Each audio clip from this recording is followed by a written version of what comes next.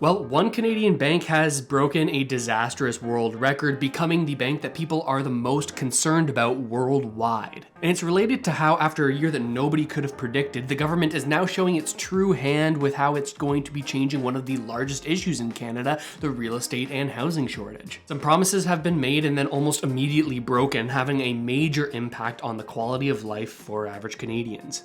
So let's get right into it, and make sure to subscribe to the channel if you haven't already done so to keep on getting these Canadian-focused financial updates. Now, we see here Toronto-Dominion Bank, TD Bank at the top of this list, indicating that it is the largest short bet in financial stocks globally. It's the Canadian lender that is topping this list of the biggest bearish bets. But what does this mean exactly? To understand this, we need to know what short bets mean and how that can have a major impact on TD Bank. Trust me, it's really simple, and once you understand this, everything else is going to make a lot more sense.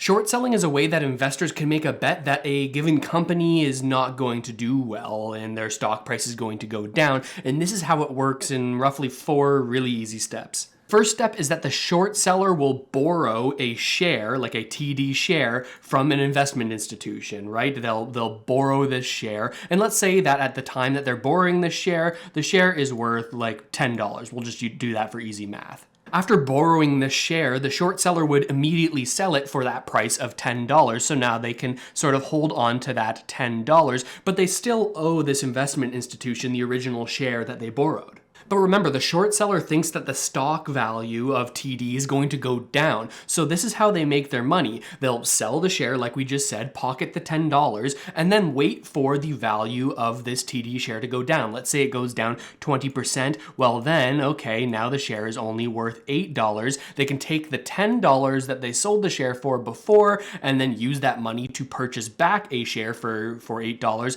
and they'll get to pocket the $2 difference, right? Then they can return the share back to the investment institution that they borrowed the share from in the first place, and like I said, just pocket the spread between what they borrowed it at, like what that rate was or what that price was when they borrowed it, and what the price was when they bought the share back and returned it, right? That's how they make their money short selling. So if people are particularly worried about any given company, that would be represented by the amount of money that's locked up in this type of short selling trade. It's sort of a measure of how many people think that the stock value is going to go down because the company may make a mistake or perform poorly.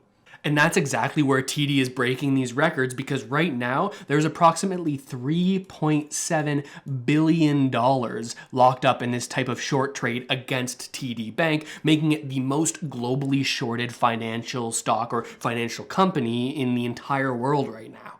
So then the question obviously becomes, why is TD at the very top of this list among sort of global banks and financial stocks here? Well, it has to do with one thing that they might be considering a big mistake right now.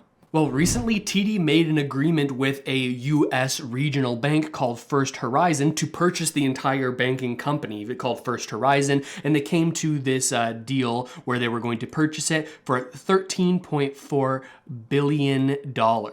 But after all of the issues with US banks as of late, we've seen this with Signature and with SVB and all of the issues there, well, all of these regional banks are losing a lot of value. Remember, TD agreed to buy this bank for $13.4 billion, but now, after all this fallout, well, the company is only currently trading at a value of $9.47 billion, obviously a lot lower than the price that TD agreed to purchase the company for. And you can see how the stock price, and as a result, the value of the company has just gotten decimated since all of this fallout in the US, with the share price tumbling drastically. So what was once an okay deal for TD is now an awful one, and these short sellers are betting that TD won't be able to renegotiate this deal, and as a result, that would have a very negative impact on TD's stock price. But it's not only this purchase of First Horizon that has people concerned about TD. Many people are also worried about TD's exposure to Canadian real estate and the rising fears around the rising amount of people that are unable to pay their mortgages.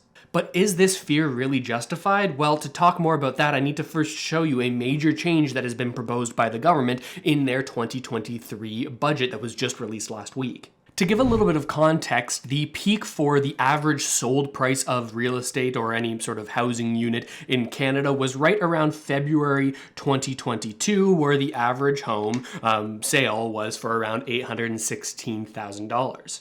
Now keep that February 2022 peak in mind as we talk about this, which is the Bank of Canada's Housing Affordability Index. It essentially tracks what portion of a person's disposable income it would take to purchase and pay for the mortgage on a house. We can see that today it's actually less affordable to purchase a property than when prices were at their absolute peak in 2022 quarter one. So it would take more now to purchase a home than when houses were at their absolute peak price. This is largely due to the increased interest rates by the Bank of Canada, causing people to pay higher amounts on their mortgages. And it seems that the government is at least a little bit worried about this because they've just put the stamp of approval on a measure that I've actually never seen before. Take a look at this. I think not a lot of people are talking about it. In a tiny little paragraph amidst the 270-page budget, they talk about a code of conduct to protect Canadians with existing mortgages. They say that because of higher interest rates, it's harder for Canadians to make their mortgage payments, especially for people with variable rate mortgages,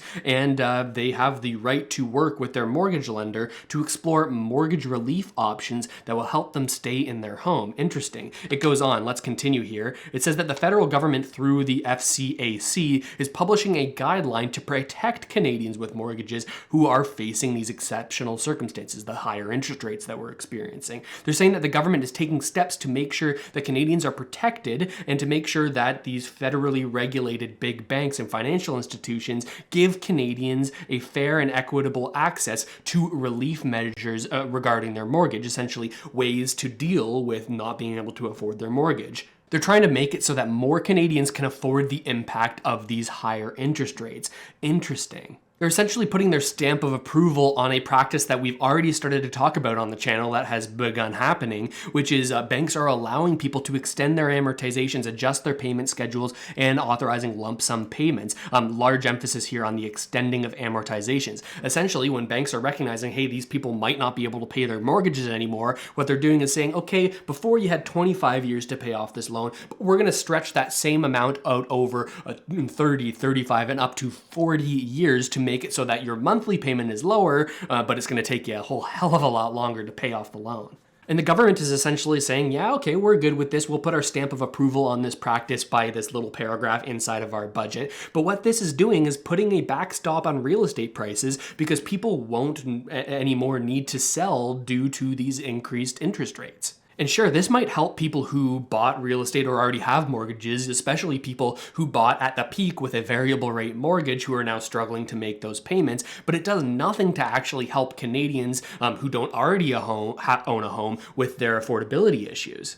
And listen, I think that interfering with market dynamics like this means that we'll never actually get to that point of true equilibrium where prices are truly representative of the balance between supply and demand. But when we take a closer look, we can sort of reveal why the government might be okay with this and actually intentionally doing it, and why it's very good in their eyes to have a booming real estate market, because it makes them look good in terms of how the economy is performing. Take a look at this. As of 2021, real estate and residential leasing represented 13.5% of Canada's GDP, or gross domestic product, essentially 13.5% of our economic output. The key here is that the government looks good when Canada's GDP goes up. They're showing growth. They're showing that our economy is expanding. And now when real estate and related services to the real estate industry make up around 13.5% of the total growth of the economy, or the total output of the economy, you can see why the Canadian government might be a little bit incentivized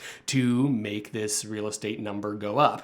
And I think that this tweet does a good job of sort of breaking this down. It talks about how if you own a lot of real estate in Canada, or if you are like the government and benefit from real estate doing well, these are the things that you want. Mass immigration year over year, well, check, the Canadian government is targeting 500,000 new Canadians added to the country each and every year for the next 3 years. Cheap money forever, not so much these days, but we've benefited from that, or the government has benefited from that over the past decade with low interest rates, allowing people to afford more expensive mortgages. Tight supply for rentals and homes and condos for sale, well, check, we've got record low numbers of listings right now. The government that talks about affordability, but that doesn't actually do anything, in some people's eyes, that's also a check. A correction to re-level and buy more, or re-lever, essentially take on more debt to buy more properties, and demand that is greater than supply. These are all things that you'd want if you owned a lot of real estate and wanted the value to go up, or if you were the government and could show better GDP numbers if the number is just going up.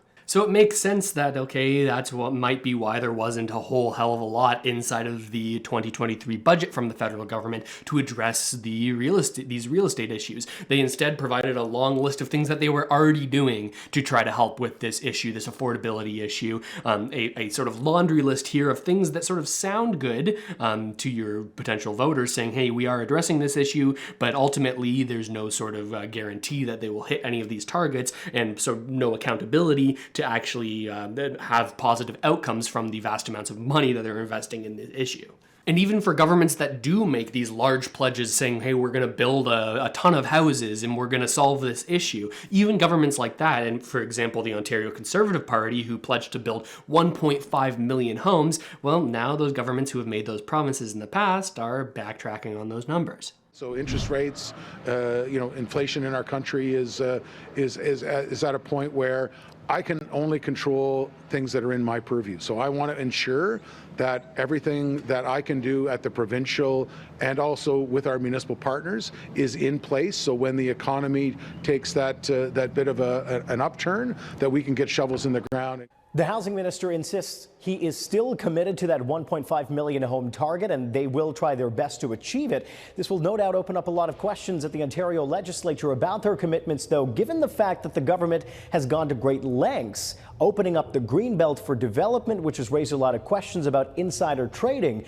No doubt a few more barbs will come from the NDP to the government over this issue. That was the Conservative Ontario government's Minister for Housing saying, okay, well, we made that commitment for 1.5 million homes that we were going to build, but the economy's been kind of bad, so we might not actually hit those numbers. And I think this tweet thread from Ron Butler puts things perfectly. He says, when I speak with clients in their 30s, the distress is clear. Politicians are waking up. I'm talking about not being able to afford housing. I pay attention to campaign consultants who clearly recognize it. It's a fast-growing, crucial issue that has to be addressed in future federal and provincial elections. The bad news? As we see with the Ontario government, the current approach from politicians is to blatantly lie, to promise 1.5 million new homes built and then forget about it until the next election when they'll just claim these numbers are accurate once again. And he sort of thinks that the BC Premier is actually serious about this issue. As it sits right now at the federal level, the party leader who seizes this housing issue and can convince the public that they are not lying is likely the election winner, because young people are fed up.